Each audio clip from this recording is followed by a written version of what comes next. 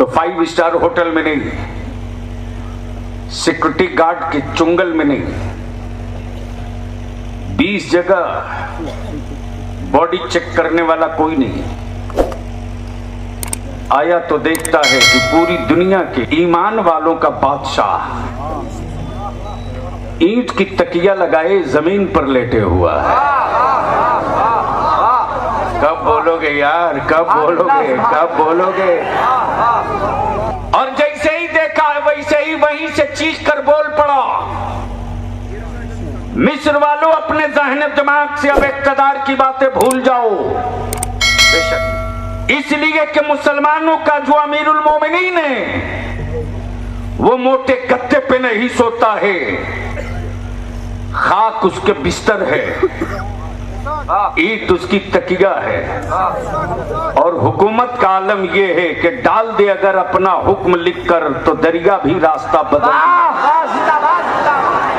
नारे तकबीर, नारे रिसालत, हुजूर गाज़ी मिल्लत, फैज़ान अहले बैत कॉन्फ्रेंस, नारे तकबीर।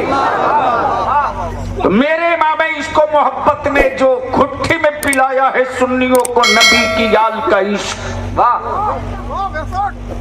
नबी की याल का इश्क। क्या कहा मेरे आला हज़रत? तेरी नस्ले पाक में है। पहले इनकी तवज्जो चाहो, हमारे बड़े बहुत जमाने के बाद आज मुलाकात हुई हजरत अल्लामा मौलाना मोहम्मद समीउल्लाह साहब अमजदी, एक जमाने के बाद। अब ये तो सही बात है कि नाम तो याद रहता नहीं, लेकिन खद्दो खाल तो याद रहते।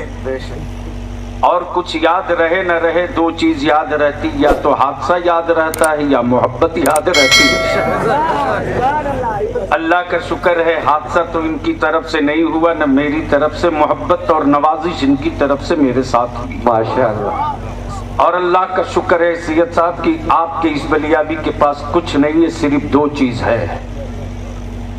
एक मेरे मुफ्ती आजम की दहलीज का भरोसा है,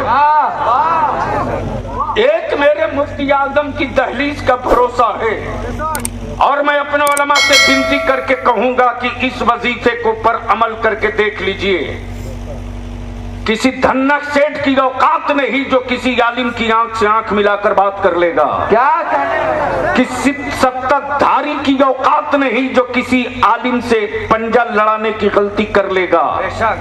सच ये है कि हमने अपने उन मजबूत भरोसों से दिल में वसवसे डाल लिए तो आज हम खुद कंफ्यूजन के शिकार हो गए। मेरे अजीज, क्या कहा मेरे आला हजरत ने? जोर से, तेरी नस्ले पाक में, जोर से, तेरी नस्ले पाक में है। तेरी नस्ले पाक में है। बच्चा बच्चा, बच्चा बच्चा, वाह वाह, बच्चा बच्चा। काजी साहब, हुजूर का नहीं कहा, नूर का।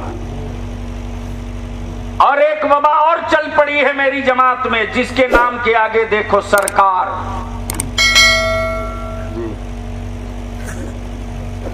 माफ कीजिएगा, पोस्टर आपका है, प्रेस को पैसा चाहिए, जो लिख के दीजिए छाप देगा। मेरे पास 1968 का भी पोस्टर महफूज है जब इदारे शरीया की पहली सुन्नी सूबाई कॉन्फ्रेंस इसी भारत के सिवान में हुई थी। ताजदारे अहले सुन्नत हुजूर मुफ्ती आजम हुजूर सैयदुल उलमा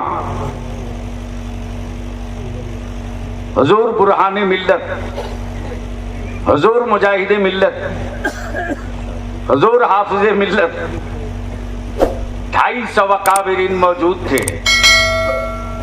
बलियाबी कहता है मेरे अजीज, हुकूमतें हर मुल्क में होंगी लेकिन जमीन पर सरकार सिर्फ एक है। जमीन पर सरकार सिर्फ एक है, सिर्फ एक है, सिर्फ एक। ये कोई जरूरी नहीं कि हुकूमतों के फैसलों को वहां की आवाम मान ले। अगर हुकूमत के फैसलों को जनता मान लेती तो फिर किसी मुल्क में आंदोलन नहीं होता। भारत की सड़कों पर किसान खेमा गाड़ के नहीं बैठता। ये कोई जरूरी नहीं कि हुकूमत के हर फैसले को कोई मान ले। लेकिन बलियाबी कहता है, हुक्मरानों, तेरी हुकूमत की औकात ये कि तेरा वोटर न माने। वो सरकार है मदीने वाले मुस्तफा की कि इशारा कर दे हलीमा के आंगन से झूले में तो आसमान का चांद भी गर्दिश करके चक्कर काटने लगता है। सुभान अल्लाह, सुभान अल्लाह। इसलिए हुकूमतें हर मुल्क में हैं, सरकार सिर्फ एक है। इसलिए आओ नेपाल और हिंद वालों दोनों मिलकर के हम अपनी सरकार को आवाज दें, जो दुखियों की सरकार है, जो गुनहगारों की सरकार है, जो शफात कराने वाली सरकार है, जो मुजरिमों को बख्शवाने वाली सरकार है, जो यतीमों को खिलाने वाली सरकार है, जो गरीबों से प्यार करने वाली सरकार है, जो गढ़ती हुई बेटियों की जिंदगी बचाने वाली सरकार है, जो खाने काबा को बुतों से आजादी दिलाने वाली सरकार है, जो बिलाल को वक्त का सुल्तान बनाने वाली सरकार है। अब उसी सरकार को आवाज दे और मेरे साथ दोनों हाथ मुट्ठी बांध के नारा लगाओ, लब्बैक या रसूल अल्लाह, लब्बैक या रसूल अल्लाह। आवाज बुलंद कर। स्टेज के लोगों को देख, कितने लोगों के पास हाथ है, कितने लोगों का हाथ है ही नहीं।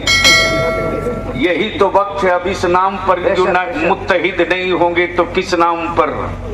वाह वाह। बलियाबी तो कहता है कि जितने अकीदे के झगड़े हैं, अगर चाहते हो कि 1 मिनट में खत्म हो जाए तो नबी की इज्जत के नाम पर सब एक जगह जमा हो जाओ।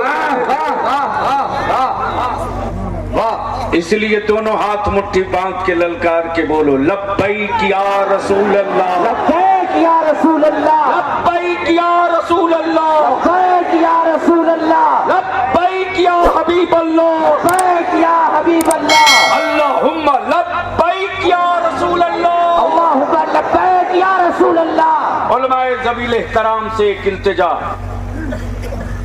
नेपाल सतह पर हमारी अहले सुन्नत की तंजीम काम कर रही है। बेशक हम गुजारिश और इल्तिजा करेंगे कि राष्ट्रीय उलमा काउंसिल पूरे नेपाल के अहले सुन्नत की मस्जिदों की गिनती कर ले। बेशक एक काम सैयद साहब किबला, सिर्फ एक काम। जो बलियाबी आज बोल के जा रहा आपके जिले में, इस काम को कर लीजिए। 1 साल के अंदर अगर नक्शा न पलट गया तो मेरे नाम पर पत्थर मार लीजिएगा। हम वो नहीं हैं जो पहाड़ काटने का दावा करें, लेकिन रईसुल कलम ने जो बलियाबी की तरबियत में जो पहला सबक पढ़ाया वो यही पढ़ाया है, वाह, कि बेटे तिनकों में बड़ी ताकत है। बेशक अगर इन्हीं तिनकों को इकट्ठा कर दो तो हवेली बनने में वक्त नहीं लगता। बेशक बेशक वाह। और इससे बड़ा कोई प्लेटफार्म और चैनल दुनिया में किसी के पास नहीं है। बेशक नेपाल लेवल पर सिर्फ एक काम कर दे राष्ट्रीय उलमा काउंसिल, और ये तहरीक अगर चल जाए तो ईद बीतते नेपाल में अहले सुन्नत की एक मस्जिद गिनी जा सकती है। बेशक बेशक। और हिम्मत मत हारिए, बलियाबी जब उतर गया है मैदान में तो आपको तनहा नहीं छोड़ेगा। वाह वाह वाह वाह, अल्लाहु अकबर। नारे रिसालत, हुजूर गाज़ी मिल्लत, नारे तकबीर, नारे रिसालत। जिस दिन हमारी मसाजिद के इमाम सरों पर अमामा और जुब्बा पहनकर निकल जाएंगे काठमांडू में, जिस दिन हमारी मसाजिद के इमाम और मुतवल्लियान निकल जाएंगे अहद का अमामा बांधकर, उस दिन हमारा पहला इशू यही होगा कि नेपाल की तरक्की में हम कहां काम आ सकते हैं, बेशक वाह, नेपाल के विकास में हम कहां काम आ सकते हैं।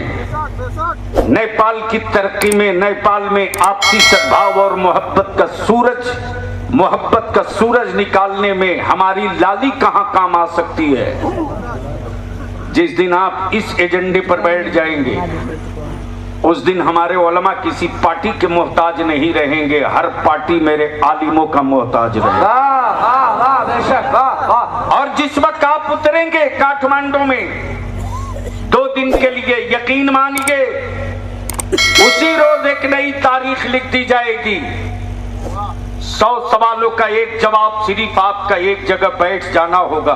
बेशक 200 सवालों का एक जवाब सिर्फ आपको अपने मजहबी लिबास के साथ उतर जाना होगा। बेशक इसलिए कि जानता है बलियावी के चमड़ों में दम नहीं है, लेकिन मुस्तफा की सुन्नत और शरीयत वाले लिबास में बड़ी ताकत है। मुस्तफा की सुन्नत और शरीयत वाले पैराहन में बड़ी ताकत है। जिस वक्त आप इकट्ठा होंगे उस वक्त पूरा नेपाल पलट के देखेगा ये कौन लोग हैं जो हयादार समझ में आते हैं, ये कौन लोग हैं जो नंगे नहीं दिखाई देते, ये कौन लोग हैं जो नंगे नहीं घूमते हैं, बल्कि ये वो लोग हैं जिनके जिस्म का हर हिस्सा छुपा हुआ। बेशक